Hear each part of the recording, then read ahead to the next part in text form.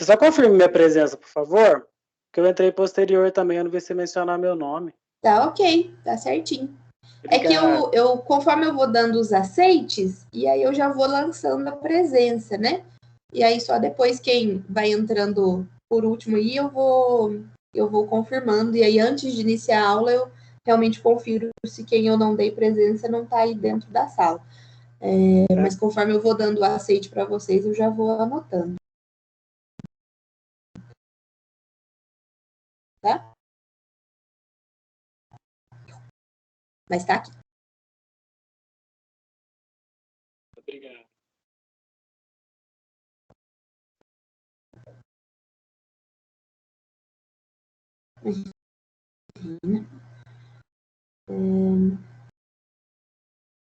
Então, oi Vanessa, boa noite. Vamos começar então, boa tá? noite, Eu vou Maria. compartilhar minha tela com vocês. E aí a gente começa. Deixa eu só tirar uma dúvida. Hoje vai ter prova? Não é prova. No final da aula, eu separei hoje um exercício para a gente fazer, valendo nota para avaliação parcial aí do segundo bimestre, né? No primeiro bimestre, essa avaliação era 1.000 pontos, né? Nós dividimos 500 pontos para mim, 500 para o José Guilherme. E agora, no segundo bimestre, essa avaliação parcial, ela vale 1.500 pontos. Então, a gente dividiu, eu e a Gabriele, 750 para mim, 750 para ela. Tem professores que dão uma atividade só, né, e consideram aí a nota dos 750, dos 1.500 pontos. Eu gosto de dividir, né, principalmente para dar mais oportunidade para vocês atingirem aí a média da nota, né. Então, eu dividi o primeiro bimestre em 3 atividades, no segundo eu vou fazer do mesmo jeito. Nós vamos fazer 3 atividades parciais, somando um total de 750 pontos, tá? Que é a parte que eu vou lançar. Então, deixa eu ver aqui, eu acho que não. Aí eu vou na aula direto hoje, é uma aula mais enxuta, aí a gente vai direto, e aí no final da aula eu vou dar um tempo para vocês fazerem esse exercício. Eu já postei o link lá no WhatsApp, né, no grupo nosso, e o link tá também no AVA, né, no nosso encontro de hoje. Tem a pré-aula, que é um artigo que eu deixei para vocês, relacionado a essa parte aí de entender um pouquinho mais, né, da gasometria, dos exames relacionados à avaliação da parte pulmonar e respiratória do nosso paciente, e deixei também o link da atividade. Só que as outras que a gente fez, tudo foi fora da aula, né? Essa de hoje é dentro da aula, então só vai poder fazer quem está aqui na aula e depois que a gente terminar o assunto, só nesse período, não vai poder fazer depois, né? Amanhã, segunda-feira, não pode. Então, essa de hoje vai ser dentro da aula, tá? E depois as duas a gente vai conversar e decidir juntos, né, o que ficou melhor para vocês, se é fazer dentro da aula ou se é eu dar aquele prazo de uma semana para vocês realizarem. Mas aí a gente discute depois. Vamos iniciar, então, a nossa aula de hoje. Semana passada a gente pincelou o assunto, né, relacionado aí à oxigenoterapia do nosso paciente, né? Então, como que a gente trata o nosso doente, né, com oxigênio, né? Quais pacientes que vão precisar, por que eles vão precisar desse suporte ou desse aporte de oxigênio, mais do que a gente encontra aqui na nossa atmosfera, né?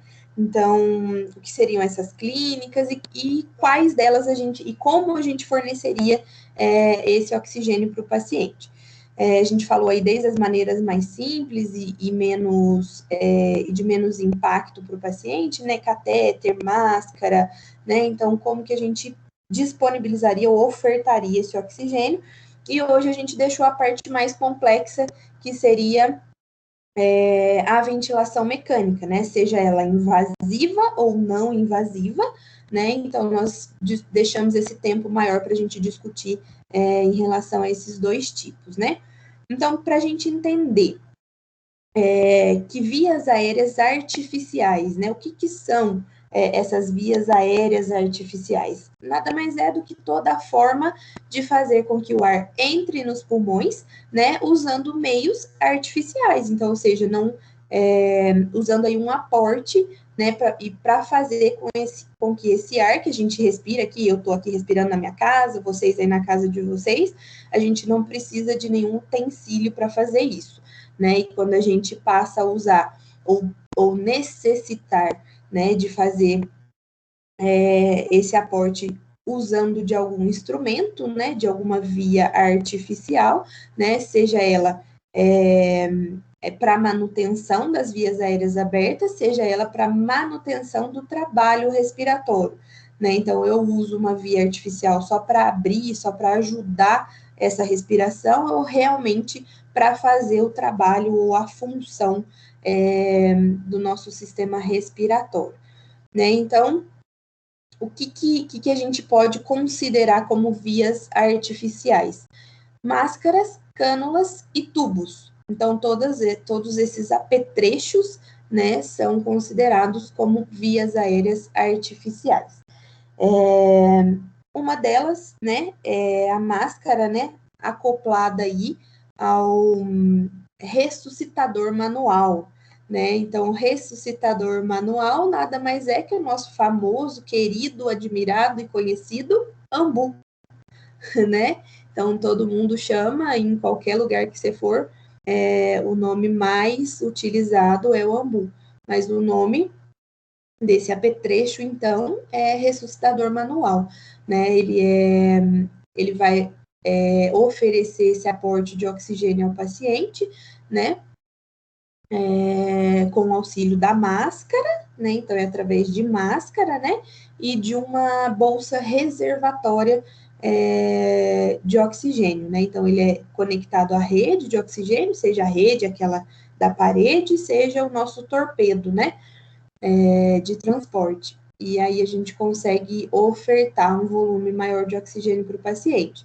Então, o ressuscitador manual ou a bolsa válvula máscara, né, eu acho dificilmente encontrar uma pessoa que vá chamar dentro dos termos corretos, né, mas nós, adquirindo aqui nesse momento conhecimento técnico, né, o nome, então, é bolsa válvula máscara, né, que é esse conjunto aí que oferece esse aporte a mais de oxigênio para o paciente. Então, ele vai ser utilizado aí muito nas PCRs, né, nas paradas cardiorrespiratórias, né, é um utensílio aí indispensável na nossa PCR. Tem uma foto aí bem bacana, eu achei bem bonita, bem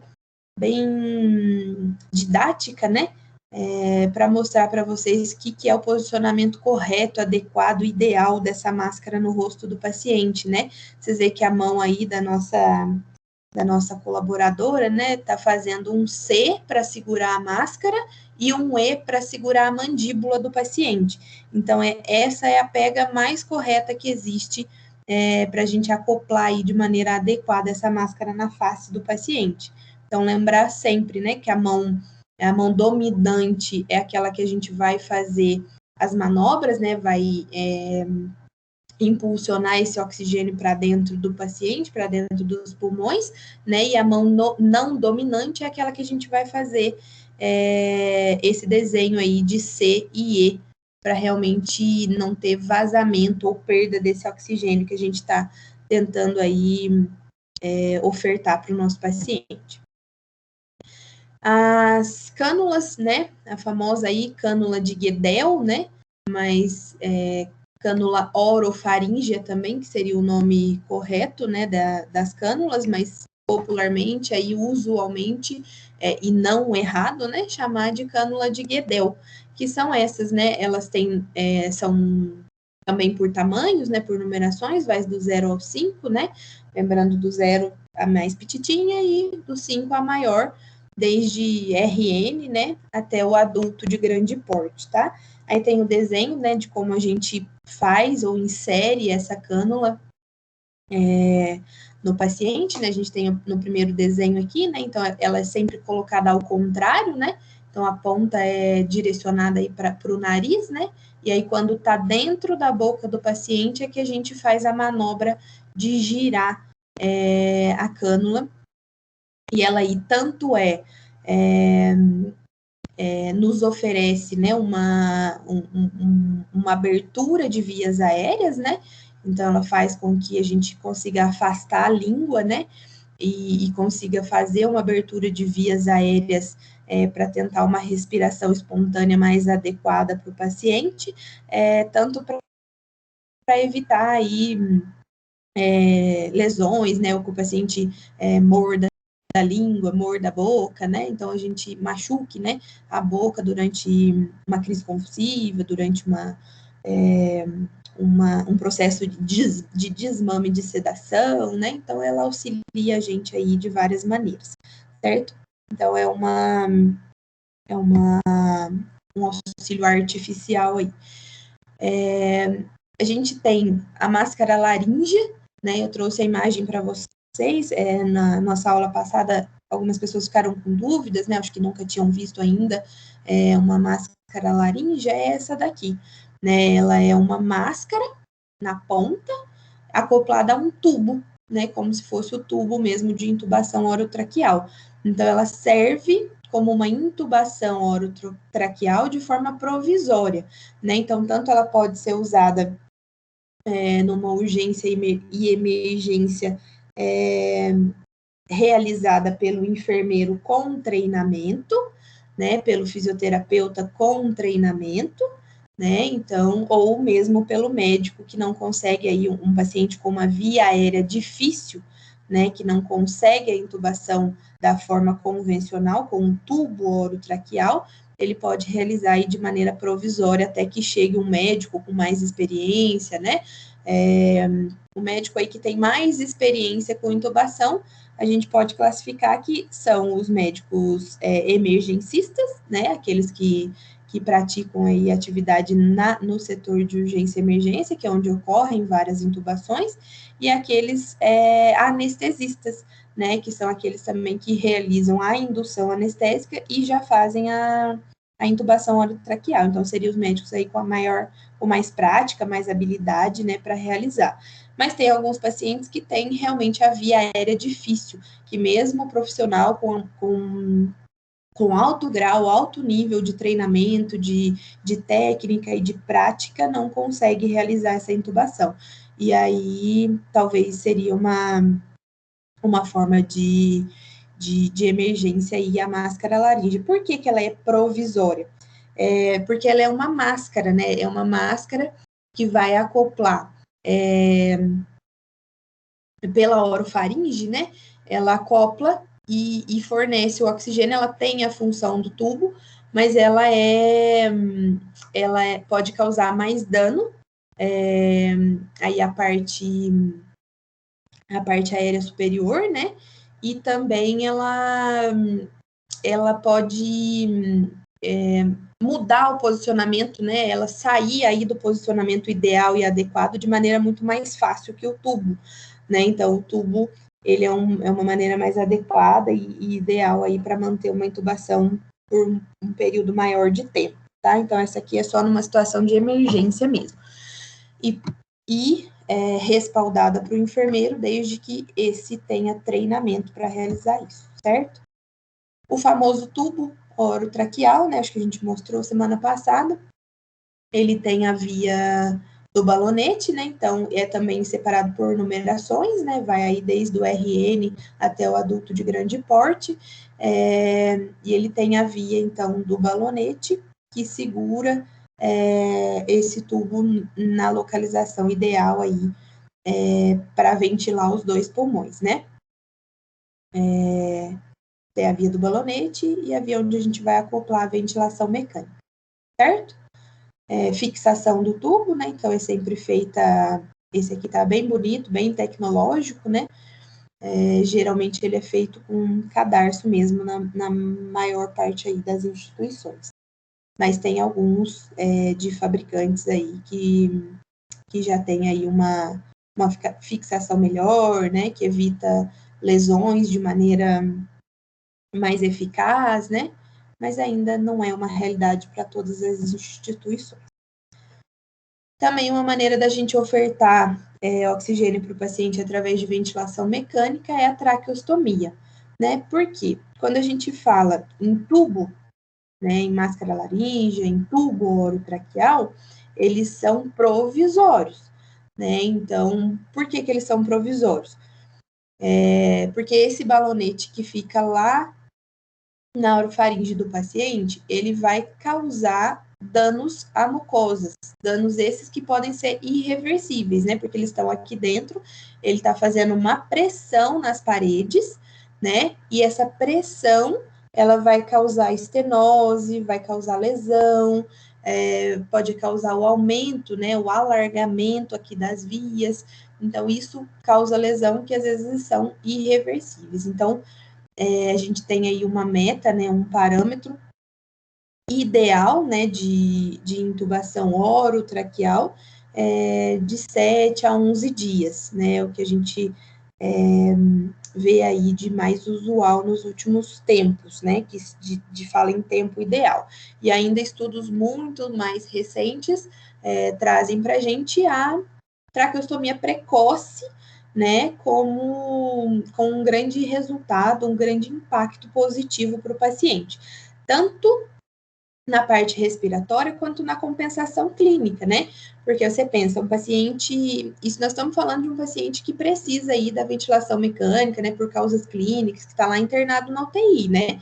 Quando a gente fala de intubação para um paciente cirúrgico, a gente sabe que esse paciente foi induzido, foi intubado para cirurgia e após a indução anestésica, a previsão aí de retirada desse tubo é rápida, às vezes dentro do centro cirúrgico mesmo, às vezes dentro das próximas 4, 7 horas de UTI, né? Então, isso é rápido, a gente nem pensa em traqueostomia, mas traqueostomia a gente pensa para aquele paciente que precisou da intubação por problemas aí clínicos mesmo, né? Uma instabilidade hemodinâmica ou respiratória, né? Que tem um período aí a decorrer no uso desse acessório, né? Dessa via aérea artificial. Então, a gente já pensa na traqueostomia para esses pacientes e se fala muito em traqueostomia precoce, né? A fim de evitar, então, danos na mucosa e com impactos muito positivos na evolução clínica do paciente, né? Que eu estava falando para vocês. Esse paciente que passa do tubo para a tráqueo primeiro é um paciente que vai ser desmamado da sedação muito mais rápido, né? Um paciente que acorda mais rápido, as chances dele evoluir melhor clinicamente, né? E se fortalecer clinicamente são muito superiores àquele paciente que fica totalmente entregue à sedação, né? E totalmente dependente dessa ventilação mecânica.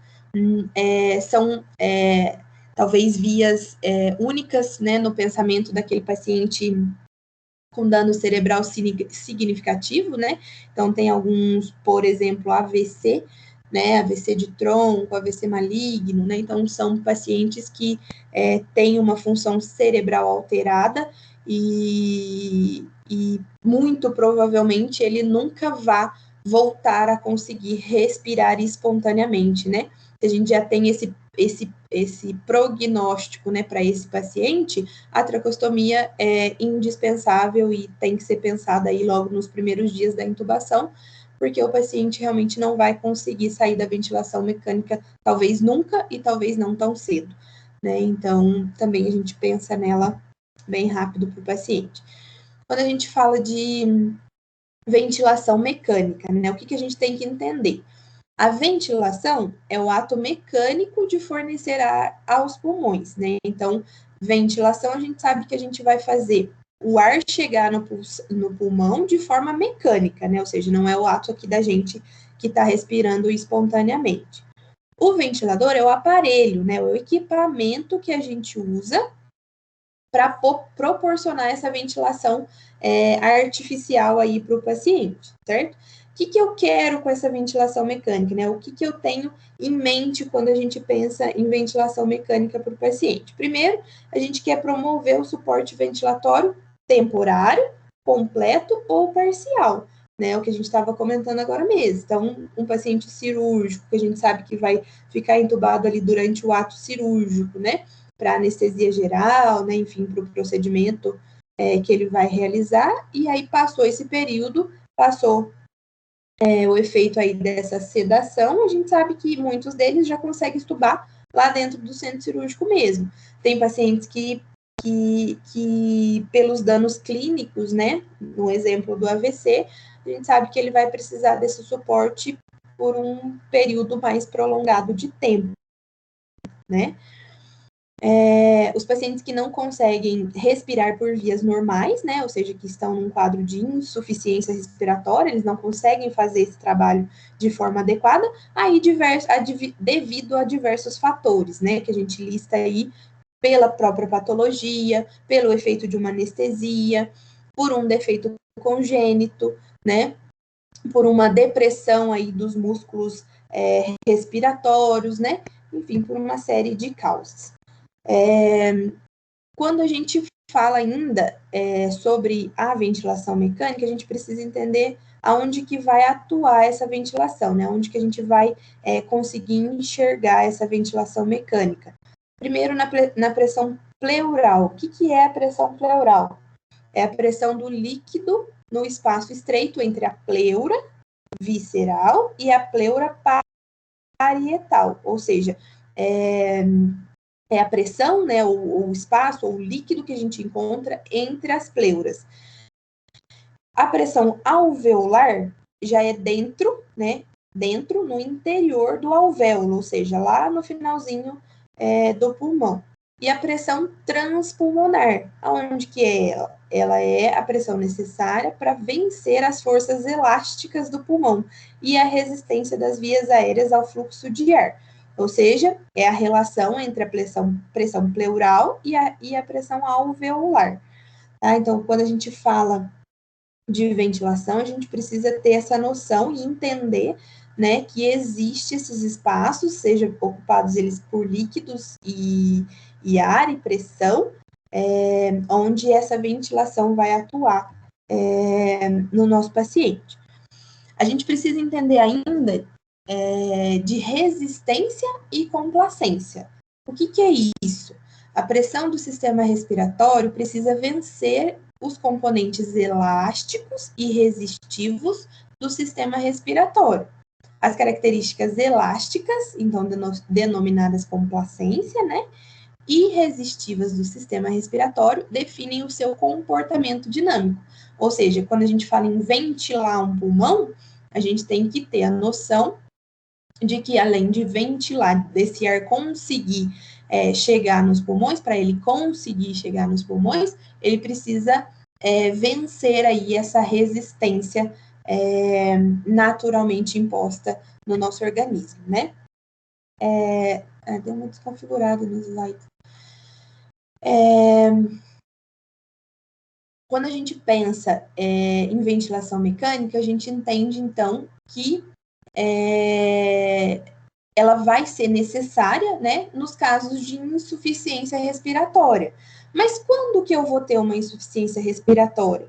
Né? Quando eu tenho uma fraqueza da musculatura respiratória, quando eu tenho um relaxamento, né, dessa musculatura, quando eu tenho uma síndrome respiratória aguda, né, quando eu tenho um edema agudo pulmonar, quando eu tenho uma intoxicação, né, como exemplo aí, a inalação de uma fumaça, eu tenho uma intoxicação, isso vai atrapalhar o trabalho do meu pulmão, né? Quando eu tenho doenças de base, né, doenças que estão diretamente relacionadas aí no comprometimento do pulmão, né, sejam elas asma, DPOC, né, quando eu tenho um trauma torácico, né, então, quando eu tenho trauma, né, quando eu tenho um acidente aí de múltiplas fraturas, né, quando eu tenho trauma do tórax, né, a gente sabe que vai ficar um pouco mais difícil o trabalho do pulmão, chegando aí a um estado de insuficiência respiratória, ou seja, de não conseguir trabalhar. Algumas doenças específicas também, que não são aí de doenças crônicas, né, são doenças agudas, né, que também vão interferir na função e no trabalho do pulmão, pneumonia, TEP, né, que é o tromboembolismo pulmonar, obstrução de vias aéreas superiores, né, então se eu tenho a via aérea obstruída, o ar não vai chegar lá no pulmão, ele não vai conseguir fazer a função dele, eu vou entrar num quadro de insuficiência respiratória. Diminuição do nível de consciência, né, a gente faz isso, a função respiratória, né, a gente respira sem pensar, né, mas a gente sabe que quem pensa pra gente é nosso cérebro, né, então é a mesma coisa, você sabe que você tá com fome, né, se eu tenho a sensação de fome é porque meu organismo tá precisando de alimento, né, então quando eu tenho essa função respiratória meio que involuntária, imaginamos nós, né? Mas ela não é involuntária, né? Ela está sendo designada, ela está sendo acompanhada, ela está sendo instruída, né? Pelo nosso cérebro, né? Nossa cabeça aí que está comandando a nossa respiração o tempo todo, né? Então, não é que ela está acontecendo sozinha, né? Tem um carinha lá dentro da nossa cabeça que dá o sinal, respira, respira, e o pulmão faz a parte dele. E aí, quando o nosso sistema nervoso está deprimido, né, ou que a gente tem alguma alteração, seja ela neurológica, seja ela por uma intoxicação, por sedativos, né, enfim, que a gente tem aí um quadro de rebaixamento do nível de consciência, em algum momento essas instruções podem falhar e a gente pode esquecer de respirar, causando então uma insuficiência respiratória. Então são alguns quadros, né, que a gente tem aí no dia a dia, né, dos nossos pacientes na urgência e emergência, dentro da unidade de terapia intensiva, que vão apresentar alguma dessas alterações, né, que vão culminar aí numa insuficiência respiratória, onde vai precisar de algum tipo de atuação. Que tipo de atuação? A gente tem duas, né? A gente tem duas formas de realizar a ventilação mecânica no nosso paciente. A primeira delas, né, de primeira opção aí para acho que quase a maioria dos acontecimentos, é a ventilação mecânica não invasiva, né? Então, o que é a ventilação mecânica não invasiva? Né? Uma forma de suporte ventilatório que não necessita da intubação orotraqueal. Então, eu vou fornecer oxigênio para o meu paciente de maneira mecânica, né, com uso ou não do ventilador, a gente vai ver mais para frente, mas eu vou fornecer oxigênio de maneira mecânica, mas sem invadir o paciente, ou seja, sem fazer uso daquele tubo orotraqueal, da máscara laríngea ou da traqueostomia, né? Então, ela busca reduzir complicações secundárias à intubação e pela possibilidade da redução na morbimortalidade no tempo de internação hospitalar.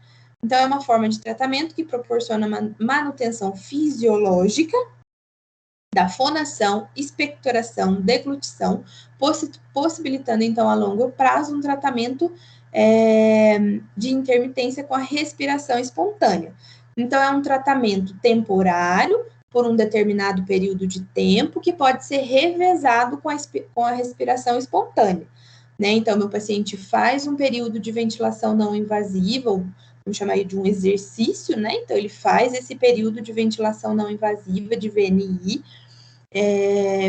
e aí passa um período de tempo em ar ambiente, ou então com aporte de oxigênio por catéter de O2, por máscara, né? E depois volta a fazer o uso de novo dessa ventilação não invasiva. O que essa ventilação não invasiva vai fazer pelo nosso paciente? Ele vai ofertar ajuda total ou parcial aos músculos respiratórios, a fim de gerar a pressão total suficiente para vencer os componentes restritivos e elásticos do sistema respiratório. Então, ou seja, ele vai fazer por uso de pressão, né, ou seja, por impor aí a pressão, né, para que o pulmão trabalhe melhor, né, e consiga vencer essa dificuldade aí de complacência ou dessa dificuldade elástica que a gente citou agora mesmo, que a gente tem na função pulmonar. O suporte pressórico aumenta o volume corrente, né, e diminui a hiperventilação. Ou seja, a partir do momento que eu forneço mais volume, né, que eu oferto mais oxigênio para o paciente, e eu consigo manter esse oxigênio dentro do pulmão, através de força de pressão, né, eu vou diminuir as chances do meu paciente entrar numa insuficiência respiratória, né, e colabora muito, é um ponto muito positivo, ajuda muito, né? Acho que é um dos maiores benefícios da ventilação não invasiva, é a abertura dos alvéolos, né? Então, através de força de pressão, a gente consegue fazer os alvéolos trabalharem, ficarem abertos, e aí melhoram o trabalho do alvéolo. Então, o maior impacto da VNI, talvez o maior impacto da VNI seja aí na função e no trabalho dos alvéolos, que é onde acontece a nossa troca, né? A diminuição da pressão do oxigênio induz a vasoconstrição revertida pela reabertura alveolar. Melhora da oxigenação devido à redistribuição do líquido alveolar e, consequentemente, uma difusão eficaz. Ou seja, quando eu melhoro o alvéolo, quando eu tenho alvéolo para respirar, né, para fazer a troca, o trabalho do pulmão está quase que mais do que do meio caminho andado, né?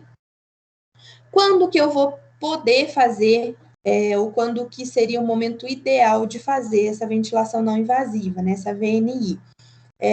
Um desconforto respiratório acompanhado de dispneia e uso de musculatura acessória, né? Então, o paciente tem um certo nível aí de dispneia, né? Ou seja, ele não está respirando de maneira adequada, né? E a gente tem o uso da musculatura acessória. O que é esse uso da musculatura acessória? Quando você olha para o pacientinho, ele está respirando com a barriga. Eu acho que, né, quem trabalha aí já na área, quem já teve a oportunidade aí de ter um contato aí, né, com um paciente que está numa situação aí de dispneia, né, o que a gente consegue bater o olho e já enxergar, né, a olho, né, essa dispneia é o uso da barriga para respirar, ou seja, o uso da musculatura acessória. Na acidose respiratória, né, ou seja, onde a pressão do gás carbônico, né, está maior que 45 e um pH entre 7,10 e 7,35. Uma frequência respiratória acima de 25 incursões por minuto, né? Então, a gente sabe aí que o paciente já está numa taquipneia, né? Acompanhada de uma dispneia, provavelmente. Quando eu não vou poder usar de jeito nenhum a VNI, né? Quando ela é um meio, né? Uma via contraindicada, né? Ou não ideal para o paciente. Quando a gente tem um paciente com um nível de consciência reduzido, né, um Glasgow aí abaixo de 10, né, ou seja, o paciente com um Glasgow abaixo de 10, ele com certeza vai apresentar um certo grau de sonolência, uma agitação, uma confusão, né, que talvez a gente não consiga abordar e não consiga explicar para o paciente o benefício que esse exercício, né, que essa ventilação não invasiva poderia trazer para ele. Então, já é uma contraindicação, né? Se o paciente não consegue entender o benefício, provavelmente ele não vai colaborar com isso, então não vai dar certo. Né, quando a gente tem quadro de instabilidade hemodinâmica, né, ou seja, aquele paciente que está fazendo uso de droga vasoativa, né, de medicamento vasopressor, né, que está num choque já, né, com a pressão sistólica abaixo de 90, ou então ainda já está até apresentando quadros aí de arritmias cardíacas, né. Então, um paciente que tenha alguma descompensação do quadro hemodinâmico, né, também não é indicado o uso da VNI.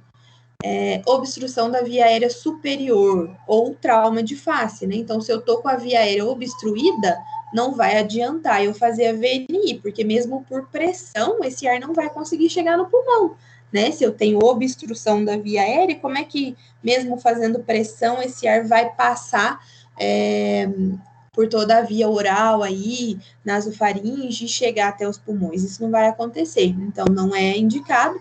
E pacientes que tenham trauma de face, né, porque é uma máscara que acopla no rosto, né, isso tem que ser feito de maneira bem fixa, a gente vai ver a imagem.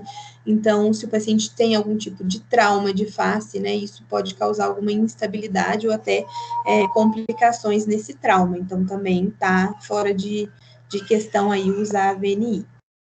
Quando a gente tem tosse ineficaz ou incapacidade de deglutição.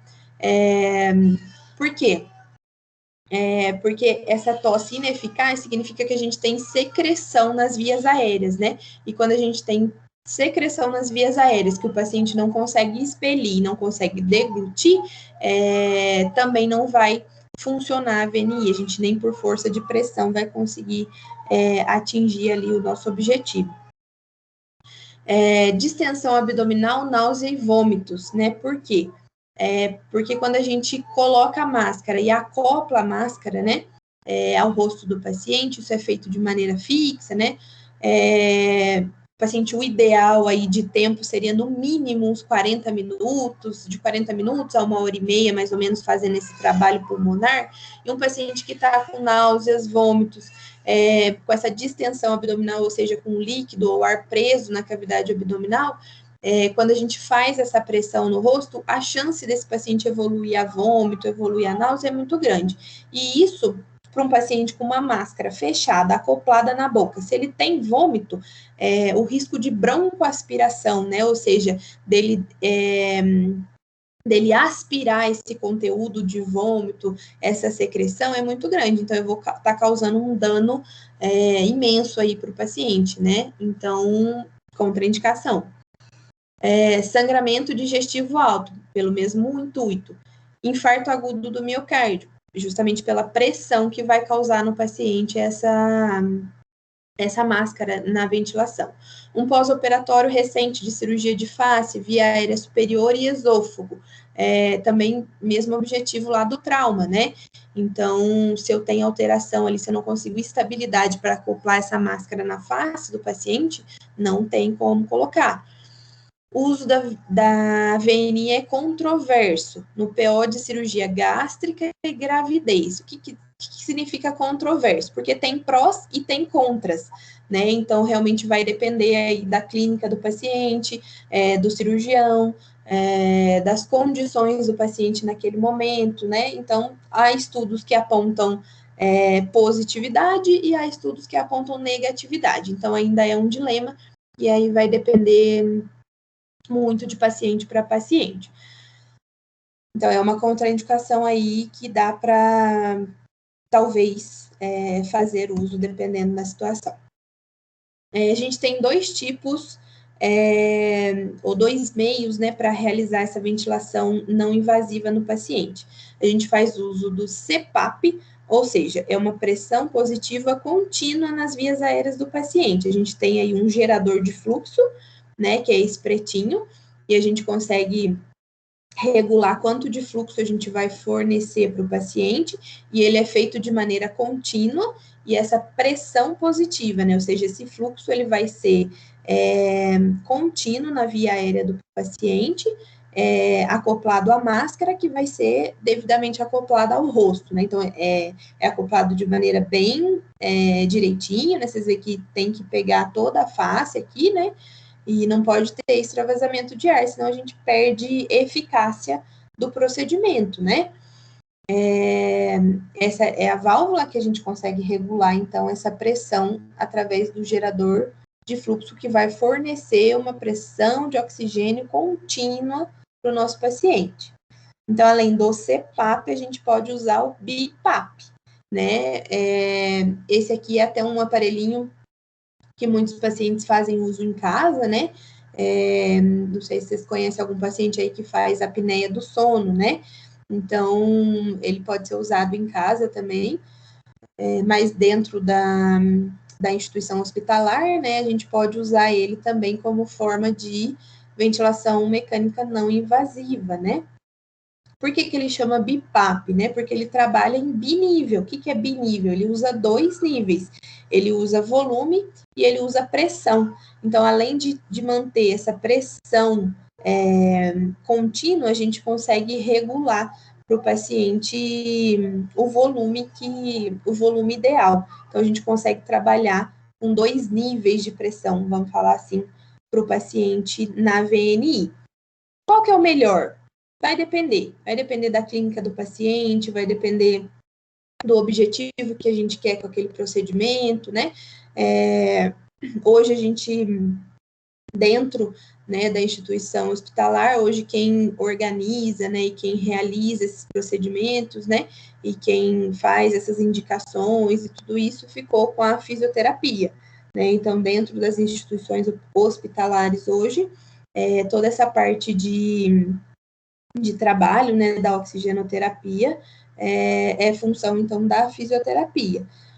Mas nós, né, como enfermeiros, né, como cuidadores dos nossos pacientes, a gente tem total, tendo aí base, né, conhecimento técnico, conhecimento científico, também para aplicar e influenciar esses procedimentos nos nossos pacientes, né, então, indicação, tempo, então, indicação, contraindicação, né, então, tudo isso a gente tem, a partir de agora, então, esse conhecimento técnico, né, para discutir qual seria o melhor procedimento para o nosso paciente e qual o melhor momento e realmente se teria alguma indicação ou alguma contraindicação para realizar isso para ele. A partir do momento que essa ventilação invasiva não surtiu efeito, né, ou então que teria alguma contraindicação absoluta para tentar essa não invasiva, e a gente precisou, nosso paciente em insuficiência respiratória, ele precisou dessa via aérea artificial, né, para realizar a sua função pulmonar, né, a sua função respiratória, então a gente passa aí a necessitar da ventilação mecânica invasiva, né? O que é a ventilação mecânica invasiva? Então, ela é um suporte, né, para os pacientes cujo sistema respiratório encontra-se em falência, até que retorne às suas funções respiratórias mínimas para a respiração espontânea. Então, o paciente que não está conseguindo realizar, né, o seu sistema respiratório está em colapso, está em falência, né, o paciente vai precisar de uma ajuda para realizar isso. Então, quando que a gente vai ter isso, né? Quando que esse paciente vai precisar dessa ventilação invasiva, né? Quando a gente precisa reverter um quadro de hipoxemia severa, né? Ou seja, o paciente não está oxigenando bem. Quando a gente precisa reverter uma acidose respiratória aguda grave. Quando a gente precisa aliviar o desconforto respiratório, né? Então, um paciente que está num ataque de espineia ali, uma frequência respiratória de 40, 50 por minuto, né? Um paciente que provavelmente vai entrar em colapso em questões de minutos, né? Então, a gente precisa intervir, precisa sedar, precisa ventilar mecanicamente até que se estabilize as causas, né? A causa ou as causas dessa descompensação do padrão respiratório, né? Uma prevenção ou uma reversão de atelectasia, né? O que é atelectasia mesmo, né? É aquela colabação pulmonar, né? Então, vocês lembram da bexiga sempre. Sempre que falar em atelectasia, vocês lembram da bexiga, né? Então, quando a gente enche a bexiga, que fica aquele arzinho, toda vez que a gente esvazia a bexiga, a gente sabe que ela nunca vai voltar, né, da forma que ela estava antes, né, coladinha. A gente sabe que sempre vai ficar um arzinho lá dentro.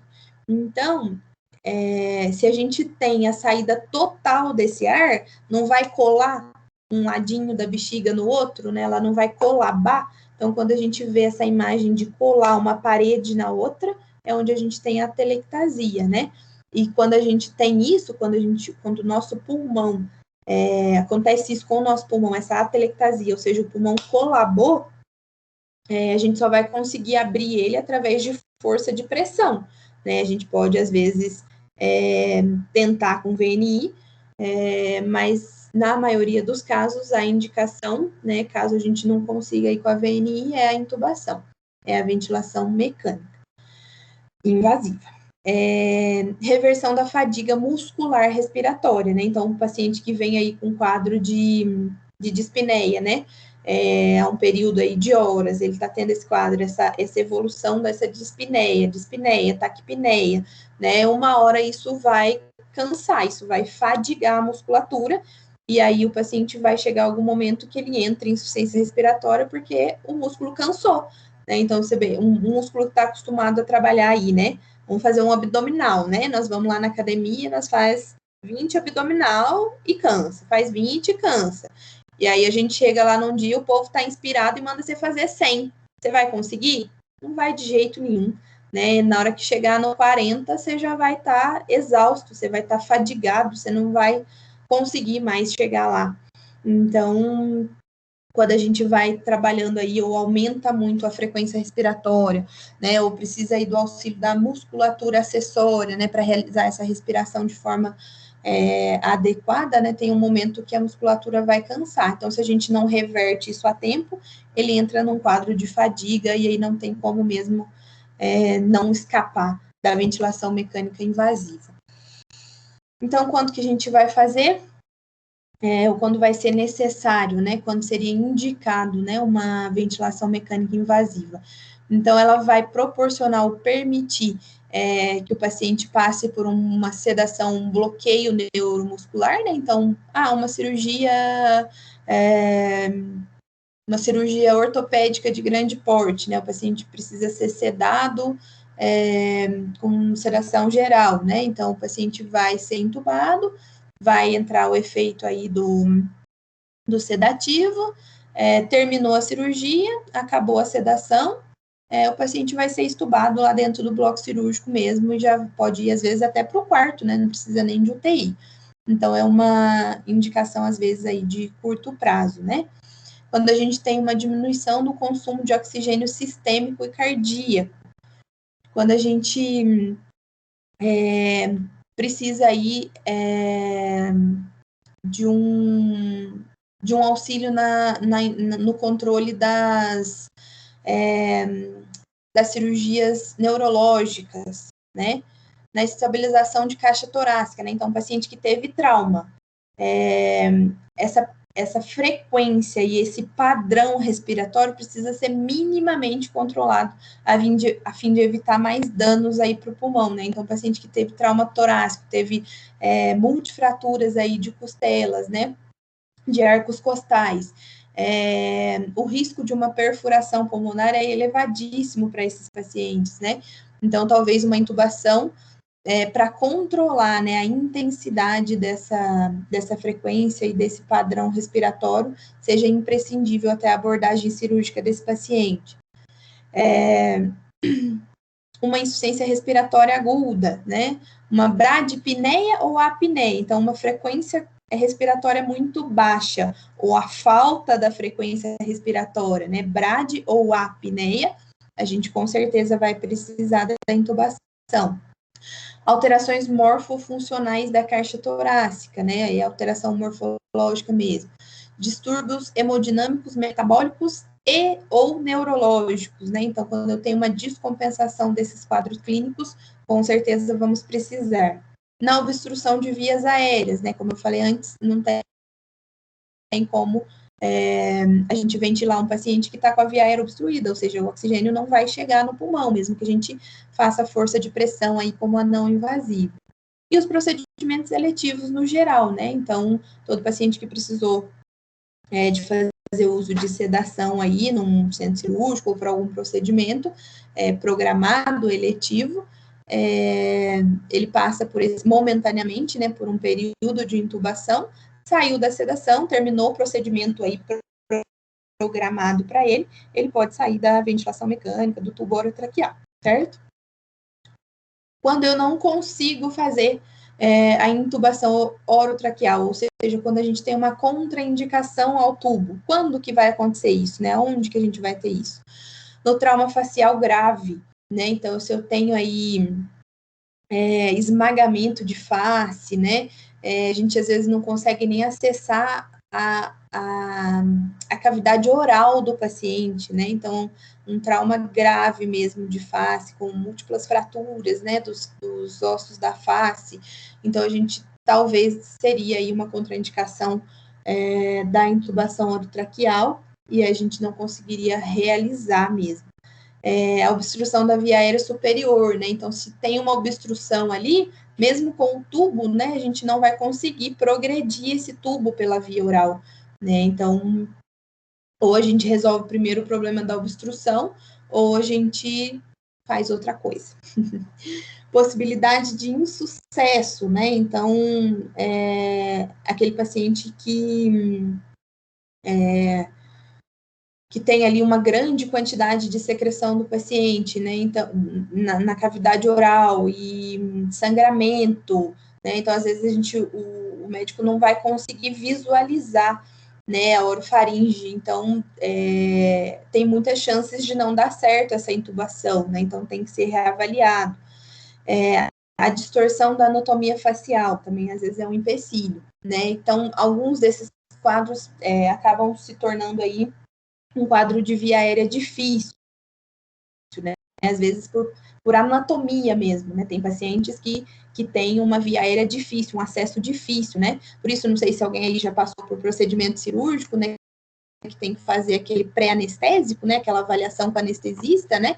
A primeira coisa que o anestesista faz, né? Quando a gente chega nessa avaliação, é mandar a gente abrir a boca, né? Então, mesmo que não seja um procedimento que vá precisar, né? Tem seus riscos e tudo. Então, tem pacientes que têm mesmo uma anatomia mais difícil, menor, desviada, enfim, tem alguns casos aí, paciente obeso, às vezes, né, que fica com aquele pescocinho mais menorzinho, né, então isso, às vezes, são empecilhos, o que torna aí uma via aérea bem chamada aí, bem conhecida de via aérea difícil. Então, se eu tenho um caso desse, né, de uma contraindicação absoluta, um caso de uma via aérea difícil, né, onde a gente não consegue executar a intubação orotraqueal do paciente, o que seria o caminho alternativo para ele, né? Ou reavaliar a necessidade ou a indicação dessa intubação, né? Se a gente não conseguiria reverter esse quadro com outras possibilidades, né? Ou estabilização do quadro clínico, ou se foi algum distúrbio metabólico que a gente consegue corrigir, ou então, no caso, aí, uma obstrução de via aérea, se o ideal não é a desobstrução da via aérea em vez da intubação, daria tempo para isso, se não daria, né? No caso de não ter mesmo outra alternativa, o paciente precisa da ventilação mecânica naquele momento, aí a gente pensa na possibilidade, então, da traqueostomia, né? Nesse caso aí, a traqueostomia de urgência, né? Aí, depois que o paciente já está entubado por aquele período de tempo, né, que vai continuar evoluindo a necessidade da ventilação mecânica, a gente tem a traqueostomia no pós-intubação orotraqueal, né? Aí é outra conversa. Mas aí a traqueostomia já no ato, onde seria primeiramente tentado a intubação orotraqueal, né, pelo tubo. Se tem alguma contraindicação dessa, aí tem que avaliar a necessidade de uma traqueostomia de urgência. Quando a gente fala em ventilação mecânica, né, o que a gente vai precisar para realizar a ventilação mecânica, né? Então, a mistura gasosa vinda do ventilador mecânico é entregue ao paciente através do circuito do paciente, que contém, entre outros componentes, a cânula, né? Os tubos corrugados para condução do ar, umidificador, aquecedor, quando necessário, nebulizadores, filtro de bactérias. Esse filtro é o famoso filtro HME, né, que é o filtro utilizado aí na maior parte das instituições, né? Ele filtra, né? Então, bactérias, um meio aí de impedir também secreções, tudo, que isso saia da boca, né, da orofaringe ali do paciente e vá para o circuito do ventilador, né, causando danos para a máquina, né, para o aparelho. Hoje está muito conhecido aí, muito divulgado, né, o filtro EPA, né, que tem a mesma função aí do filtro HME, só que ele tem já um potencial, né, de segurar aí os vírus também, né, que hoje nós estamos vivendo aí um momento, né, uma época aí talvez o vírus mais poderoso, né, que a gente conhece aqui nós da nossa pela nossa idade aí, pelo menos, né, eu acho que vivenciando aí, né, um vírus que jamais imaginamos dividir, né, esse momento, e ele está aí. Então, hoje em dia, né, antes, eu dificilmente, eu acho que eu nunca tinha visto, né, um paciente fazendo uso desse filtro, e hoje, né, nas UTIs COVID, né, a gente não pensa em ventilação mecânica sem esse filtro, que filtra aí e consegue barrar a expelir, né, esse vírus aí para o ambiente através do uso desse filtro, né, que antes a gente usava aí o filtro que segurava aí bactéria, secreção, e agora a gente tem aí o filtro EPA mais potente. Misturadores e válvulas reguladores de pressão e alimentação com rede elétrica, bateria externa e bateria interna, né? Então, a gente tem alguns ventiladores, né, que consegue ficar com uma bateria igual de celular, né? A gente carrega e usa, e tem ventiladores mais antigos que não tem essa capacidade, mas tem os novos aí que dão conta do recado. Então, quando a gente pensa na ventilação mecânica invasiva, né, com o uso do ventilador mecânico, né, a gente tem basicamente essa imagem aí na nossa mente, né? Então, primeiro a gente tem os pulmões do paciente ficam comprometidos, dificultando sua respiração, e aí o respirador é conectado ao indivíduo com um tubo introduzido pela boca até a traqueia, bem próximo aos pulmões. Né? A gente sabe que a gente tem uma bifurcação, né? Quem lembra aí da aula de anatomia, né? Na traqueia, nossa traqueia ela é bifurcada, né? Ela vai fornecer ar aí para os 2 pulmões que nós temos, né? Todo mundo tem 2 aí, então ela tem uma bifurcação, mas essa bifurcação ela é feita em desnível, né? Ou seja, uma é mais acima do que a outra. Então, o tubo ele precisa ser introduzido de maneira adequada, tanto é que ele é milimetrado, né? Ou seja, a gente tem os limites aí para entrar com esse tubo, para fixar esse tubo, né? Justamente para que a gente evite a seletividade desse tubo, ou seja, fornecer oxigênio só para um pulmão. Então, essa é uma das funções do balonete, né? Que a gente insufla, né? Para que o tubo fique adequadamente posicionado na traqueia, né, evitando que seletive aí o pulmão, né, que aí se a gente fornecer ar só para um e esquecer o outro, o que vai acontecer com ele? Bexiga murcha, né, vai colabar. A mistura de ar e oxigênio fornecida nos pulmões passa antes por um sistema de umidificação, isso do aparelho mesmo, da máquina, né, com a ventilação forçada, os pulmões expandem e a troca, né, que é o objetivo da respiração, ela acontece. O ventilador se encarrega de exalar dos pulmões o ar rico em gás carbônico. Então, o ar rico, né, aí em O2 entra para o paciente, a troca gasosa acontece de forma natural dentro do nosso organismo, né, mantendo aí os meios de pressão. Aconteceu a troca, a gente vai conseguir expelir o CO2 gerado aí nessa respiração. Então, basicamente, né, a gente tem uma via de entrada e uma via de saída, né? Então, a gente tem a função aqui do ventilador, né? Então, a gente vai falar dos ajustes que a gente tem. Então, o ar entra e o ar sai, certo? A gente precisa, para fazer, então, a ventilação mecânica, o ventilador, né? Ou seja, o aparelho. A gente precisa dos fluxômetros, né? Dos registros, né? Para a gente controlar tanto o oxigênio quanto o ar comprimido, né? Que os dois se misturam na ventilação mecânica para gerar a pressão e o volume para o paciente. Esse aqui que é o filtro HME, que eu tinha falado para vocês, né, que é o mais conhecido, que é o mais usado na ventilação mecânica. Esqueci de colocar o filtro EPA. É bem igual a esse, só que ele é quadradinho. E tem, é claro, né, muda a função aí, né, que o EPA é mais potente aí para segurar, além das bactérias e de tudo isso, de segurar aí os vírus, né? E falando em ventilador, a gente tem uns modelinhos mais antigos, né?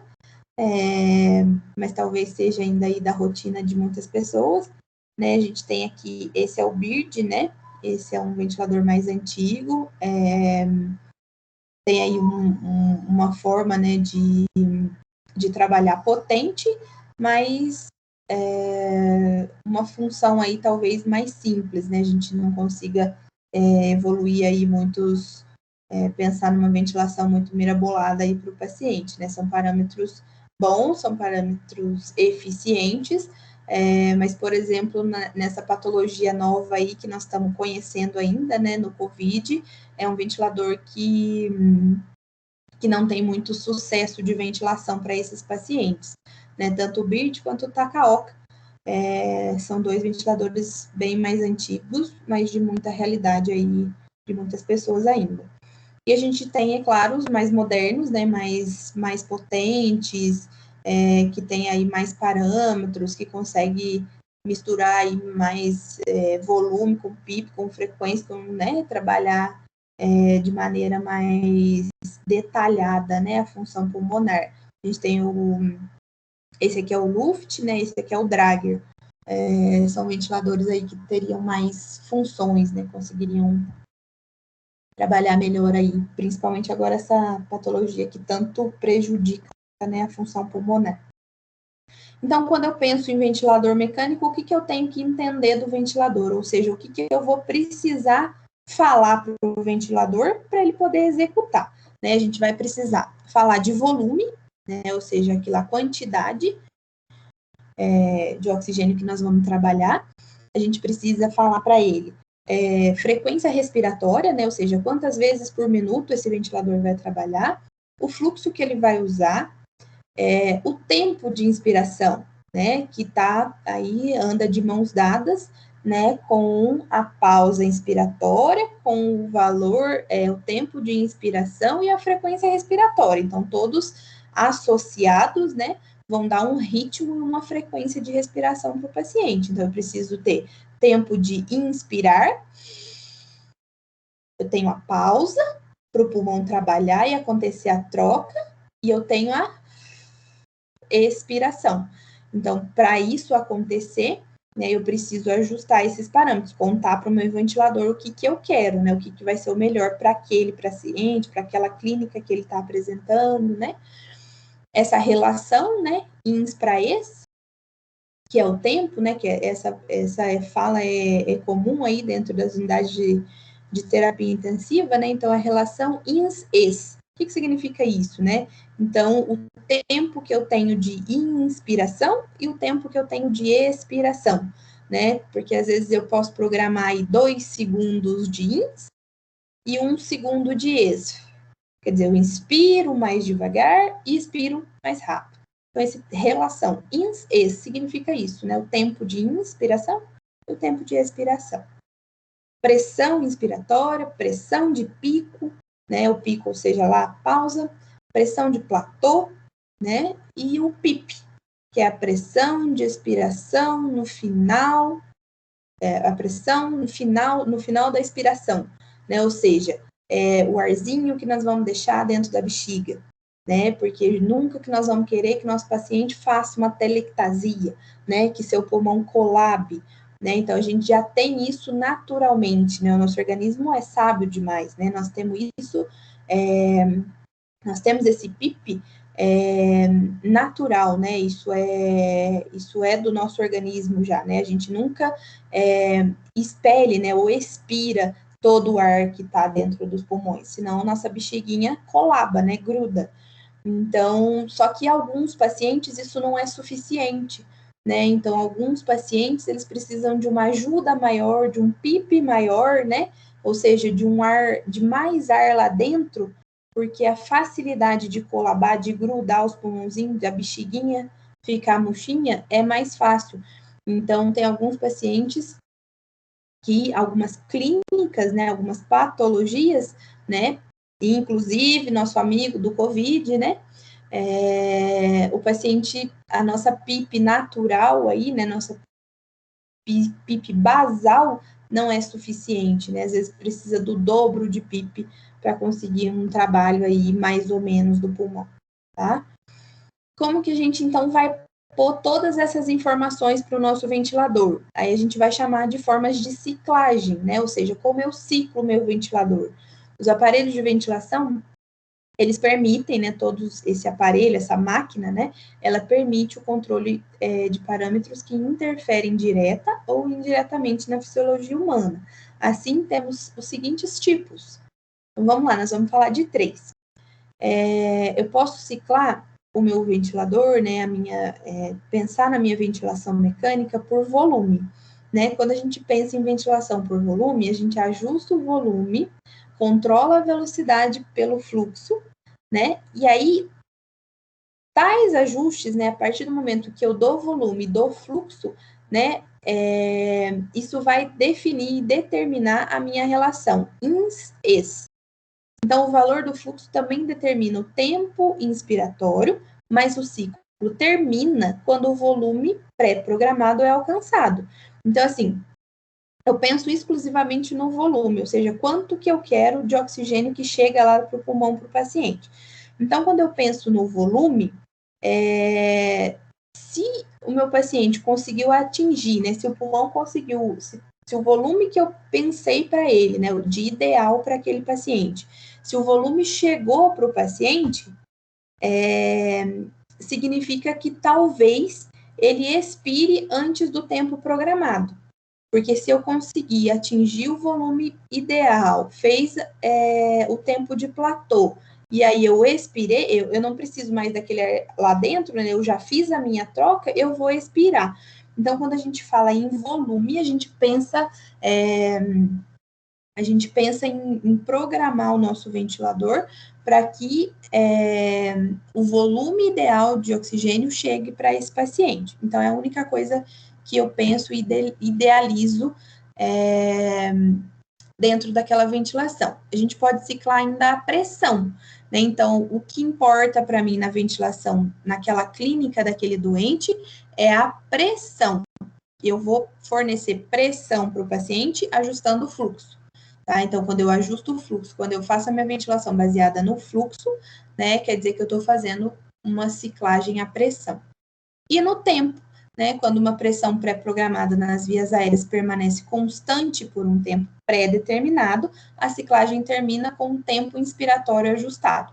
Então, quando a gente fala em tempo, é exatamente o tempo, independente se o volume atingiu o ideal, se o fluxo atingiu o ideal, a gente programa o tempo. Então, mesmo que eu programe lá uma inspiração de 4 segundos, então, meu paciente vai inspirar durante 4 segundos, vai fazer o tempo de platô para troca, e a expiração vai ser 2 segundos.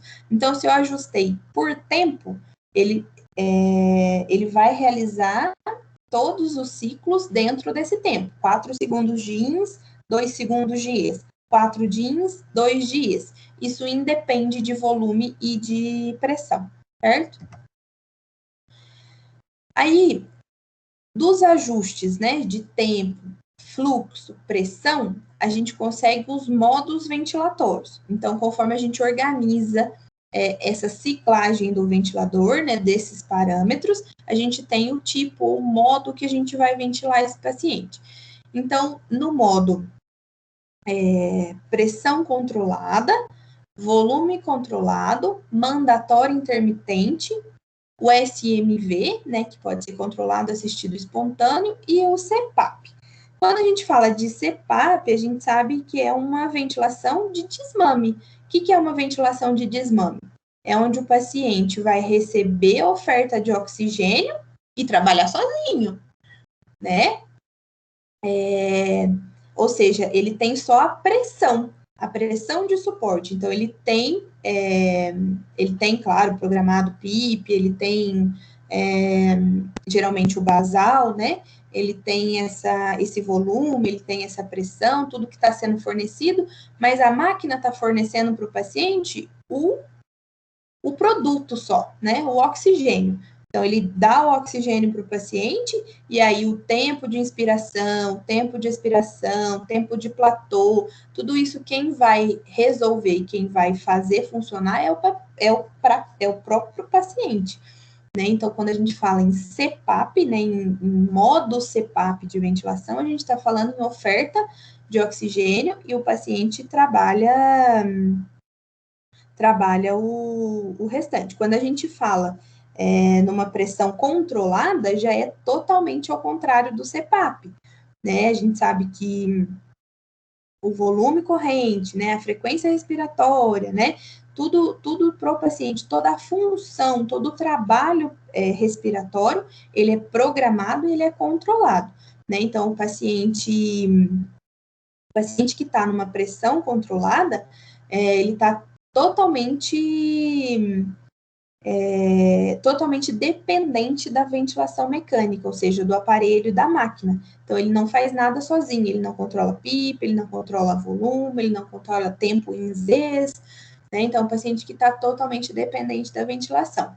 E aí, esses que a gente tem aí pelo meio, né, que é a SMV, né, a gente pode ter o meio do caminho, né? Então, o paciente, ele tem todos os parâmetros programados, mas se o paciente está lá totalmente quietinho, né? Ele tem uma lesão neurológica, então ele não está querendo muito, a cabecinha dele não está querendo muito dar os comandos. Mas aí, de repente, assim, do nada, eu falei, vou tentar trabalhar, vamos ver se vai dar certo. Aí ele entra. Aí, quando o paciente entra, o ventilador deixa ele fazer o que ele quer. Né? Então, ele está ali, ele está assistido, ele está com os parâmetros todos ajustados para ele não vai entrar em nenhuma insuficiência respiratória, ele tem volume programado, ele tem tempo em Zs programado, mas quando ele quiser trabalhar, quando ele quiser entrar na ventilação, o ventilador vai deixar, ele não vai proibir o paciente, né? Já quando ele tem lá tudo controlado, né, uma ventilação assistida controlada, o ventilador não deixa ele entrar, né? Não deixa ele trabalhar, e eles vão ficar brigando. Aí eles vão ficar brigando, que é onde a gente escuta aqueles apitamentos, aqueles apitos, né? Então, o ventilador apita, não para de apitar, e fica brigando. Aí a gente fala, o paciente tá brigando com o ventilador, né? O paciente tá brigando com o ventilador, não deixa o ventilador trabalhar. Então, se a gente precisa que o ventilador trabalhe, o paciente precisa estar tá totalmente entregue a essa ventilação, seja por meios, causas clínicas, né, neurológicas, enfim, seja por sedação, né? Então, o paciente precisa estar bem sedado, bem encostado na sedação, que aí o ventilador vai trabalhar do jeitinho que ele quer, né? E aí vai ter a função ideal, né, o trabalho ideal do pulmão programado pela máquina, né? Então, quando a gente fala em assistido controlado, a máquina vai dar todas as ordens. Quando a gente fala em CPAP, é ventilação de desmame. O paciente faz o que ele quiser, do jeito que ele quiser. Eu só vou ofertar o oxigênio, só vou ofertar o fluxo e o volume ali. E ele trabalha conforme ele quiser. Se ele quiser fazer pausa maior, se ele quiser inspirar mais, inspirar menos, ele vai ficar aí na livre demanda, né? E no SMV é aquele no meio do caminho, né? Então, ele está pré-programado, ele está ajustado de maneira ideal, né? A máquina está ali perfeita, função respiratória perfeita, mas se o paciente quiser entrar, a máquina deixa, né? Então, tem esse meio do caminho. Ficou muito confuso? Deu para entender? Direitinho, explicadinho. Então, tá bom. Então, só para reforçar, então, quando a gente tem a fase inspiratória, você sabe, esses monitores, o BIRD que eu mostrei lá, né, o BIRD, o Takaoka, a gente não consegue enxergar essas curvas, mas nesses ventiladores atuais agora, a gente consegue perfeitamente, como a gente vê o monitor do paciente lá, né? O paciente fez uma taquicardia, o paciente fez uma bradicardia, fez alargamento de QRS. A gente consegue visualizar no nosso monitor dos parâmetros lá, né? No ventilador é a mesma coisa, ele tem curva, né? Então, as curvas mostram para a gente a função respiratória do paciente. Então, quando o paciente inspira, né, o ventilador faz a função de inspiração, ou seja, o ar está entrando para o paciente, a gente tem as curvas também que a gente consegue visualizar se isso está sendo feito de forma rápida, se está sendo feito de forma lenta, se a curva está sendo ideal, se o paciente está entrando ou não na ventilação. Então, a gente consegue monitorar isso através das curvas no monitor do ventilador, né? Aí a gente, depois que o ar entra,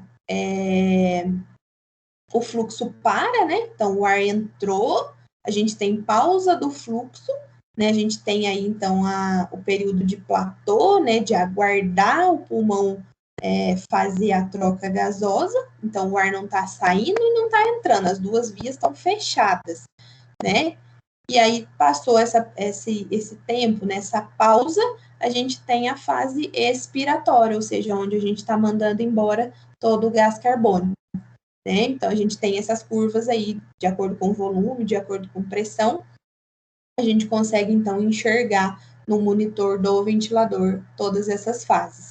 Então, de maneira geral, a gente tem o tempo INS, a gente tem o período aí de platô, que às vezes pode ser maior, pode ser menor, de acordo com a patologia do paciente, e a gente tem a fase expiratória, onde a gente expulsa o ar, e a gente sempre vai ter o PIP, né? O PIP fisiológico ou o PIP programado pela máquina para não fazer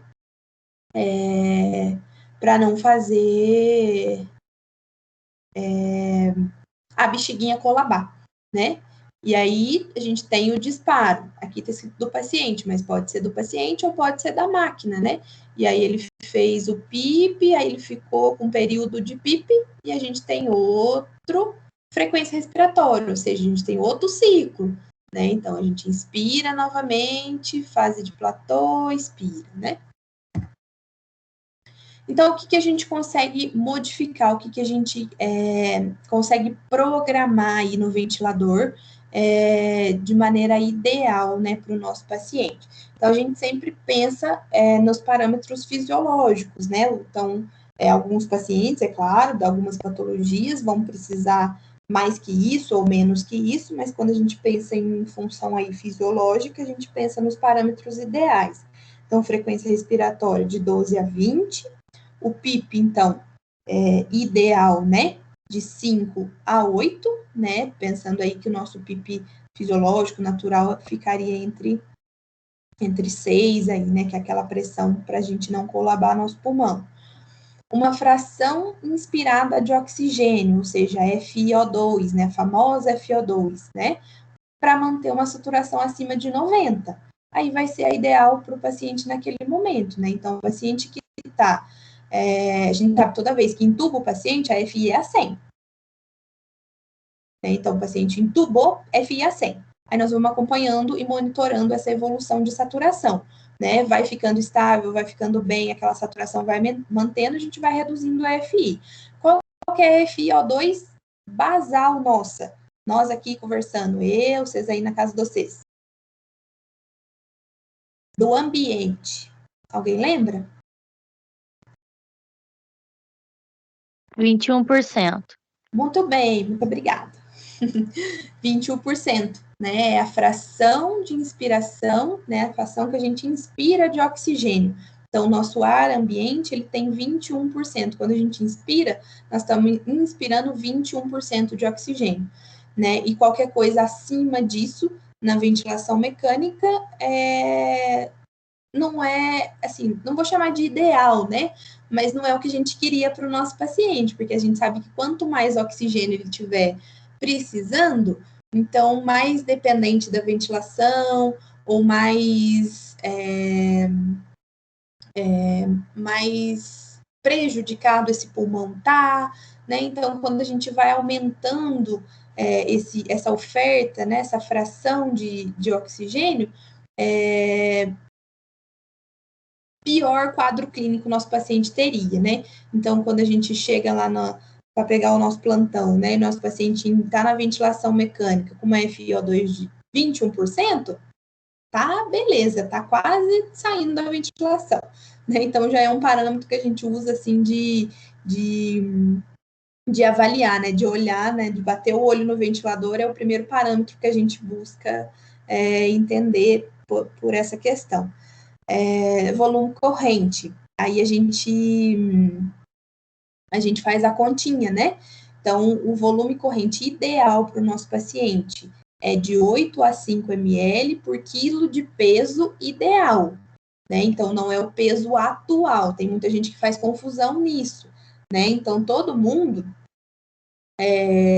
por exemplo, assim, um paciente de 200 quilos, né? Um paciente de 1,60 m, de 200 quilos, e um paciente de 1,60 m, de 50 quilos, eles vão ter o mesmo volume corrente, né? Porque o pulmão não engorda, gente, o pulmão não fica obeso, né? Quem fica obeso são os tecidos, né? O tecido adiposo é que fica obeso, ele que cresce. O pulmão não cresce, o pulmão não fica obeso. Então, o pulmão não é um pulmão de 200 quilos, né? De um paciente de 200 quilos, né? É um pulmão de um paciente com peso ideal, né? 1,60 m, vamos por aí, a gente tem aí, né, na teoria, que seria aí no parâmetro da altura, né, pelo peso. Se a gente tem um paciente de 1,60 m, o peso ideal para ele seria até 60 quilos. Né? Então, a conta do volume corrente eu vou fazer pelo peso ideal. Então, se eu tenho um paciente de 1,60 m, o peso ideal dele seria 60 quilos. Então, é de 8 a 8 ml vezes 60 quilos. Mesmo que nesse momento meu paciente esteja pesando 200 quilos. Tá? Então, ficar de olho nisso, que às vezes o pessoal confunde muito essa parte. Um fluxo de 40 a 60 litros por minuto e o tempo de inspiração, né, que vai aí de 0,8 a 1,4 segundos, né? Então, são os parâmetros que a gente consegue programar e pensar aí de maneira ideal para o meu paciente. Mas e aí, até quando? Né? Então, meu paciente está na ventilação, eu ajustei parâmetros, eu consegui ventilar meu paciente ideal, até quando eu vou manter essa ventilação mecânica para o meu paciente? Não sei. Por quê? Porque quando a gente vai começar a pensar em desmame para esse paciente, quando a gente pensa em tirar o paciente da ventilação mecânica, a gente tem que ter um paciente capaz de respirar sozinho, né? Então, ele já passou pelas fases de totalmente dependente da ventilação, podendo entrar quando ele queria, e aí ele chegou no CPAP, né? Ou seja, ele está fazendo tudo sozinho com o fluxo de O2. Então, a gente sabe que ele consegue respirar, ele está conseguindo fazer as funções. E se eu tirar esse ventilador, ele vai conseguir respirar sozinho, né? Mesmo sem essa oferta aí de oxigênio contínuo? Então, ele tem que ser capaz. Então, quando eu penso em tirar a ventilação, ele tem que ser capaz disso. Nível de consciência, né? Então, um paciente, ele precisa ter nível de consciência acima de quanto para a gente tirar o tubo do paciente? Nós vamos conseguir um Glasgow 15 para o paciente em ventilação mecânica? Olha que é capciosa essa pergunta. Vai conseguir desmamar. Não. Vamos conseguir um Glasgow 15? A gente consegue? O que a gente precisa para avaliar Glasgow?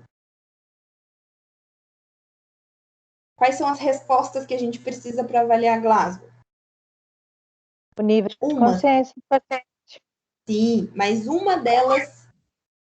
Verbal, motora. Verbal, muscular. exatamente, verbal. Verbal é um dos níveis, né, que a gente tem aí, um dos parâmetros para avaliar Glasgow. Uma das classificações para avaliar Glasgow é a resposta verbal. Meu paciente com uma intubação orotraqueal, ele tem resposta verbal? Não. Então, ele vai conseguir atingir um Glasgow 15? Não. Não vai, exatamente. Então, eu não quero Glasgow 15 no meu paciente, eu quero nível de consciência. Vocês veem que é a mesma coisa, mas são coisas diferentes? Né? Então, tem que prestar atenção nisso. Então, eu nunca vou conseguir ter um paciente Glasgow 15 em intubação orotraqueal, porque eu não consigo avaliar resposta verbal, né? Então, eu preciso de nível de consciência, ou seja, o paciente entender, obedecer comando. No caso da resposta verbal, o máximo, tirando aí os pontos da resposta verbal, o máximo que eu vou conseguir de Glasgow para um paciente em intubação orotraqueal é um Glasgow de 11. Então, se eu tenho Glasgow 11, eu tenho nível de consciência que pode me favorecer o desmame ou a retirada aí desse aporte de ventilação mecânica.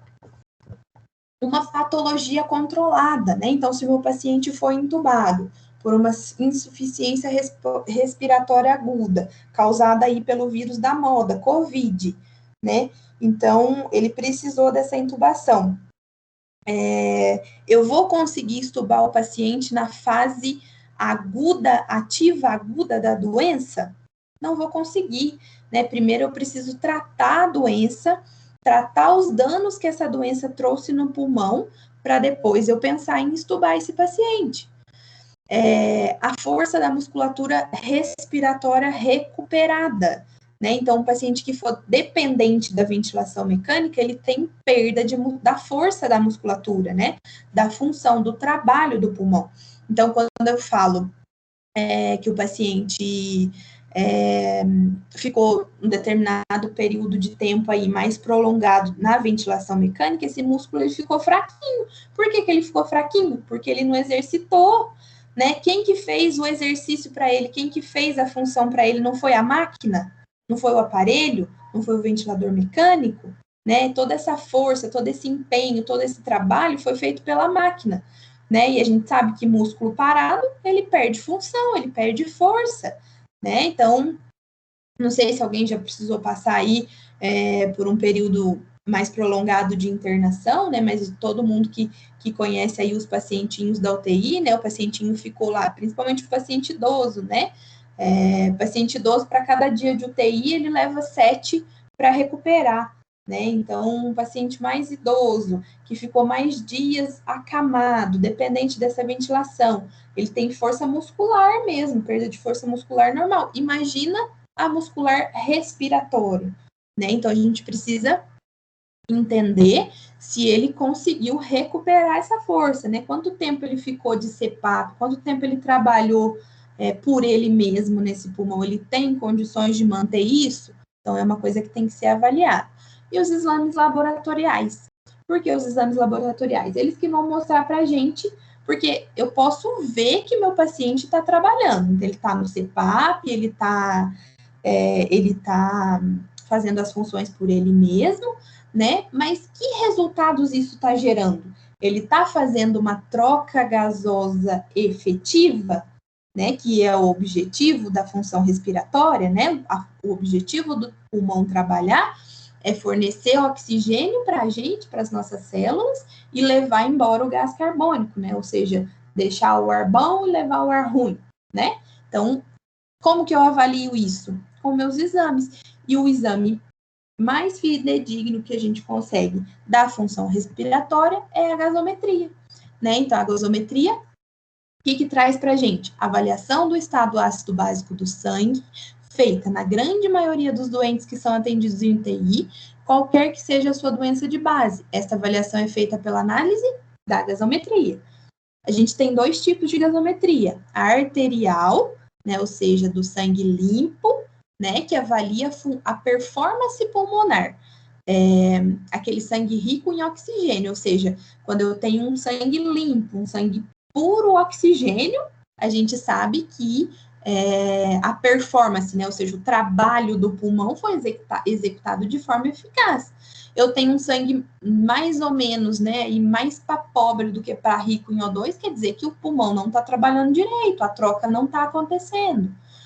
E na gasovenosa, a gente consegue avaliar mais função metabólica, né? Por que metabólica, né? Então, que de sujeira tá concentrando aí nesse sangue, porque é aquele sangue que já andou nosso organismo inteiro, né, que já levou oxigênio para as nossas células, e aí ele pegou as coisas ruins tudo do organismo. Então, ele tá pobre em oxigênio, rico em CO2, e aí a gente consegue ver o metabolismo, como que tá funcionando no nosso organismo. Então, gasometria arterial e venosa, nessa diferença. Do sangue, a gente já sabe, né? Que a gente falou lá quando a gente foi falar de coleta, a gente entendeu aí já a diferença, pus aqui só para a gente relembrar mesmo as características, né, do sangue venoso e do sangue arterial, mas a gente falou bastante aí na aula de coleta, né, de exames. Basicamente, a diferença, né, o que a gente tem aqui nesse momento de relembrar é rico em oxigênio e o que tá puro gás carbônico, né? Então, ou seja, o sangue limpo e o sangue sujo. Não tem outra explicação para eles, né? Quando a gente fala, então, de parâmetros, a gente tem uma pequena, mas a gente tem uma diferença de parâmetros quando a gente fala de sangue arterial e quando a gente fala de sangue venoso, né? Então, porque o sangue arterial é aquele oxigenado, bonzinho, né? Que acabou de chegar no coração para ser distribuído para o nosso organismo. E já o sangue venoso é aquele que já andou nosso corpo todo recolhendo aí os metabólicos, né? Então, quando a gente fala de gaso, a gente precisa pensar nos parâmetros que a gente vai ter e os parâmetros de avaliação dessa gaso. Então, a gente tem pH, pressão do gás carbônico, pressão do oxigênio, bicarbonato, o BE e a saturação, né? Então, a gente sabe que tem algumas diferenças aí, nós vamos falar delas mais para frente. Então, quando que a gente consegue evidenciar um desequilíbrio, né, nesses metabólicos, né? Ou seja, um desequilíbrio ácido-básico no nosso sangue, né? A gente vai falar principalmente de pH, né? Então, quando a gente tem parâmetros abaixo do valor de referência, abaixo do normal, a gente vai ter uma acidose. Quando a gente tem volumes elevados de pH, a gente tem uma alcalose. Quando a gente fala em pressão de gás carbônico, a gente tem abaixo dos parâmetros, a gente tem alcalose, acima a gente tem acidose. No bicarbonato, né, que é o HCl3, quando a gente tem abaixo dos valores normais, a gente tem acidose, quando a gente tem acima dos valores normais, a gente tem alcalose. Então, a gente tem aí o equilíbrio ou o desequilíbrio, né, do ácido básico. E aí, quando que a gente vai saber se esse desequilíbrio está sendo causado pela função respiratória ou pela função metabólica? Quando a gente junta os três, né? Então, quando eu avalio os três parâmetros, é que eu vou conseguir entender se eu tenho uma alteração no ácido básico, eu tenho uma acidose ou eu tenho uma alcalose, mas isso está sendo causado de forma respiratória, ou seja, a função respiratória que está prejudicando isso, né, causando esse desequilíbrio, ou é a minha função metabólica que está causando isso? Então, quando a gente junta os três, a gente consegue ler a nossa gasometria e entender o quadro clínico que o nosso paciente está passando, e aí a gente consegue atuar e resolver o problema do nosso paciente, né? Então, de maneira rápida, aqui só para a gente fixar. Então, na acidose respiratória, de causa respiratória, a gente tem um pH baixo, um PCO2 elevado e tem um bicarbonato normal. Quando a gente tem uma acidose metabólica, a gente tem um pH baixo, um PCO2 normal e um HCl3, um bicarbonato baixo. Ou seja, isso a gente está falando de baixo e alto dentro dos parâmetros normais, tá? Dentro dos valores aí de referências normais do ácido básico. Quando a gente tem uma alcalose respiratória, a gente vai ter um pH elevado, uma PCO2 baixa e um bicarbonato normal. E na alcalose metabólica, um pH alto, um PCO2 normal e um HCl3, ou seja, um bicarbonato aumentado. Então, quando eu olho a minha gasometria e eu avalio esses três parâmetros, eu consigo identificar a alteração do meu paciente e aí eu sei aonde que eu vou atuar. né? Então, como que eu vou buscar? Como que eu busco esse equilíbrio? Como eu conserto isso? Administração medicamentosa, né? Então, drogas vasoativas, bicarbonato, inibidores da anerase carbônica, né? O que é isso, gente? É as medicações que a gente vai poder fazer uso para estabilizar esse equilíbrio, para normalizar esse equilíbrio, né? Tirar meu paciente da alcalose, da acidose, né? Então, os usos através de uso de medicamentos, né? Quando a gente tem uma alteração, que eu identifico uma alteração respiratória, talvez a gente consiga atingir esse equilíbrio com uma ventilação mecânica, seja ela invasiva ou não invasiva. Então, quando eu identifico que o meu problema ácido básico, meu desequilíbrio está sendo causado por causas respiratórias, ou seja, meu pulmão não está fazendo o trabalho de maneira adequada, então eu coloco volume, eu coloco pressão nesse pulmão, eu libero esse alvéolo e ele vai conseguir realizar essa função normalmente. E era isso. Como é que nós fomos?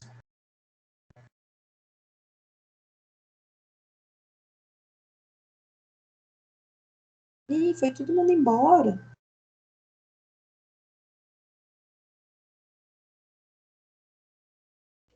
Estamos aqui, firme e forte. Então, tá bom. Alguma dúvida, gente?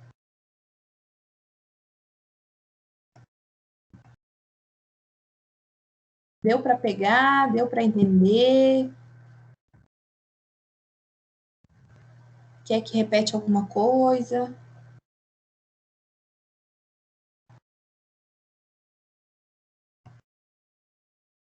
Ah, então vocês vão tirar de letra o exercício que eu deixei para vocês. Eu vou deixar esse tempo. Eu não fiz intervalo, né? A gente foi direto. Agora são 9h10. Eu vou deixar disponível até as 10h30 o link, tá? Já está ativo. O link tá no WhatsApp, tá no grupo que eu já mandei ontem. Tá lá no AVA, no portal, na nossa aula de hoje. É uma atividade, são questões bem simples mesmo para a gente fixar essa questão aí da gasometria, entender quando a gente vai ter um quadro de acidose, de alcalose respiratória, se é metabólica, e são uns exercícios bem simples para a gente praticar mesmo e poder discutir gasometria quando a gente chegar lá no nosso paciente, na beira-leito do nosso paciente na terapia intensiva, tá bom? Então, ele vai valer dos... Oi? Não tem lugar para pôr nome? Não deixei. Não. Eu vou corrigir, então. Então, vocês não entram ainda, não. Vocês me dão um minutinho que eu vou acrescentar o nome. Ele vai valer 250 pontos, as questões. Aí, vocês preenchem. E aí, vai ficar disponível até as 10h30, tá? E aí, vai valer como atividade parcial. Essa seria a quarta, né? Então, mas a primeira do segundo bimestre, que a gente vai dividir o segundo bimestre em 3 atividades, tá bom? Eu vou... Peraí, vocês não saem da sala, não. Deixa eu ver aqui.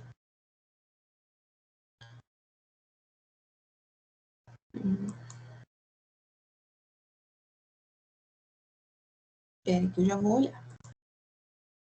Nossa, menina, não tá mesmo nome?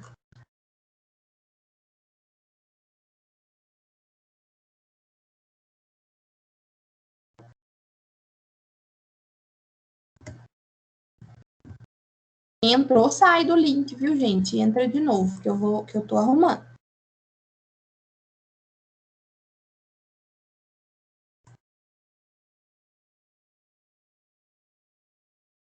Pronto, já arrumei. Aí vocês podem fazer a avaliação. Eu deixei esse tempo da aula para a gente fazer dentro da aula. Eu sei que está puxado para todo mundo, né? A maioria aí já trabalha, né? E associa o estudo. Então, às vezes, disponibilizar um tempo durante o período aí semanal, às vezes fica corrido. Então, eu deixei esse tempinho dentro da nossa aula para poder praticar esse exercício aí de gasometria.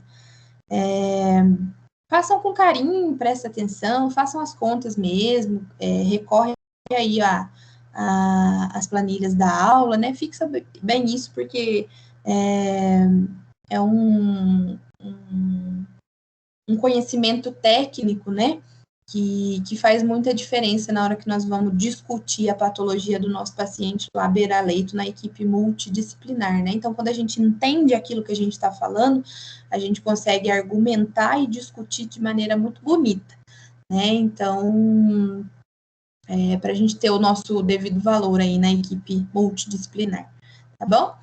No mais, uma boa noite para todo mundo. Eu vou fechar a sala, vocês podem sair da sala, e aí tem esse tempo aí para vocês fazerem atividade, tá bom? E aí, semana que vem, eu espero vocês de novo, sim? Na próxima aula, você poderia trazer aquela ECMO que está falando muito na mídia agora, que é aquela respiração membrana extracorpórea? Mas isso é assim, é uma forma de filtragem extracorpórea, né? Na verdade, ela está sendo usada, e na verdade ela já é usada, né, nas cirurgias cardíacas, né, cirurgias pulmonares de grande porte, né? Tem alguns pacientes, eu fiz uma visita mesmo no Hospital das Clínicas, em São Paulo, né, que tem uma UTI cardiológica, e o dia da minha visita tinha uma paciente dentro da UTI fazendo uso dessa máquina lá dentro da UTI, né, uma máquina que antigamente, né, ou até pouco tempo atrás, né, era usada somente dentro do centro cirúrgico, né, somente para abordagem cirúrgica, como uma opção aí temporária, né, mas hoje em dia a gente já tem relatos aí, a gente já teve também aqui no Hospital Santa Lúcia uma cirurgia que o paciente foi para a UTI fazendo uso desse aparelho, dessa máquina, né? Mas são casos assim raríssimos e pontualíssimos, né? Que a gente não consegue devolver a circulação corpórea do paciente, ou seja, fazer o sangue circular e ser tratado de maneira normal, né, no organismo, e aí precisa dessa máquina aí de limpagem. Na verdade, é um bypass. Cortou. Na verdade, é um bypass. Na verdade, é uma circulação extracorpórea, como o nome mesmo diz, né? A gente tem um especialista no hospital, eu vou ver se eu consigo uns minutinhos dele para falar um pouquinho disso com vocês, em alguma aula que a gente tiver um tempinho sobrando, eu vou tentar organizar, ou, não sei, gravar um vídeo para ele dando essa explicação para a gente, eu mostro aqui para vocês, né, que aí a gente tem esses detalhes e essas coisas, tudo tem que ser o especialista mesmo, né, o enfermeiro, perfusionista, né, que é o enfermeiro que faz esse trabalho para a gente lá dentro do hospital. E aí, nas cirurgias cardíacas, né, essa máquina entra em ação, né, então é uma circulação extracorpórea, ou seja, o sangue é limpo dentro da máquina, né, não é a função da diálise, né, que a diálise limpa o sangue dos metabólicos, né, e a ECMO, né, que é a circulação extracorpórea, ela vai oxigenar o sangue fora do corpo, né? Então, é uma máquina que faz a função do pulmão, não que faz a função do rim, né? Que a diálise é uma máquina extracorpórea, o sangue circula fora do corpo para ser limpo, né? E na ECMO, o sangue circula fora do corpo para fazer a oxigenação, né? Então, são duas máquinas diferentes.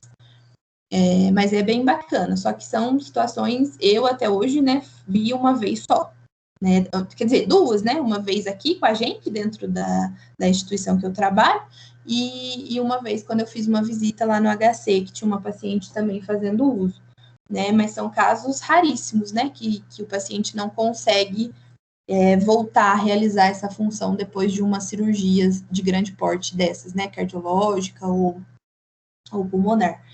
Mas é bacana, sim. Só que eu vou ver se eu consigo e aí eu trago para vocês. Mas eu já adiantei um pouquinho, né? Já sim, obrigada. Então, tá bom. Então, boa noite para todo mundo, bom descanso, façam atividade E a Boa gente noite, se encontra na Camila. próxima sexta. Boa noite. Boa noite. Boa noite, Camila. Com Deus. Com Deus.